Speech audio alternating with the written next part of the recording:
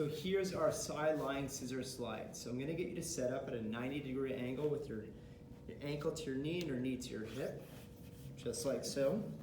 And you want your torso not back here, but your shoulder in line with your hip as well. Now the first step is to be relaxed in the belly and sort of round your back just a bit so that you're not in crazy bit arch in your lower back. So from the first step, I want to make sure that your feet stay super glued on the wall. And you're going to take this knee and you're going to squish downwards.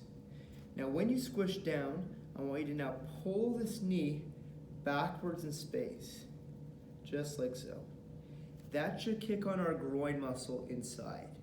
Now sometimes people will feel this in the butt. You know, we have to make sure that when we're sliding our knee back, I'm not pushing into the wall. So I don't want to have this intention of pushing this way where my body goes away from the wall. That would kick my butt muscles on. That's not what we're after here.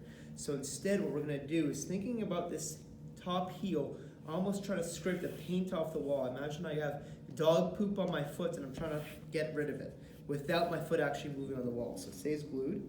So I slide back here, keeping this knee squeezed down the whole time. Imagine that hip is sucking back into its socket, and I relax. Squeeze down and pull back. Keep that knee really glued down and really feel that inner groin muscle working here. Okay, as I pull back, we can think about a few things. Imagine the pressure being on the inside of the left foot here, in this case my top foot, so left big toe knuckle and inner heel are both pulling back on the wall, and that helps me access my groin even more. Now, we could start to add in a bit more complexity here, that as I pull this leg back, I feel this groin. Now if I send this leg forward enough and it goes over, relatively speaking, this leg, I should start to feel my groin working. And in this circumstance, my bottom foot, the inner heel and right big toe knuckle are pulling back, and I feel this groin, and then I feel this groin. So I'm going back and forth, activating one groin to the next.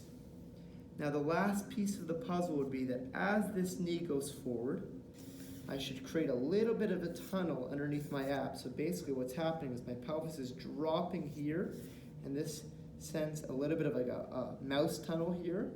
And then as I come here, this hip gets closer to my shoulder. So I don't want to be down here. I can almost encourage this to hike up without losing my foot on the wall. So I'm feeling left groin, this hip is hiking. Now I create my little nose tunnel and I feel my right groin. And I could spend a minute or like a breath in each position.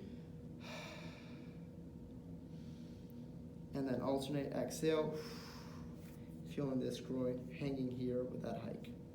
So switch back and forth between the two, keeping your feet glued on the wall and butter up those hips. So I would suggest maybe 10, 20 reps total per side, flipping just to feel how it feels on both sides. So give that a shot, let me know how it goes.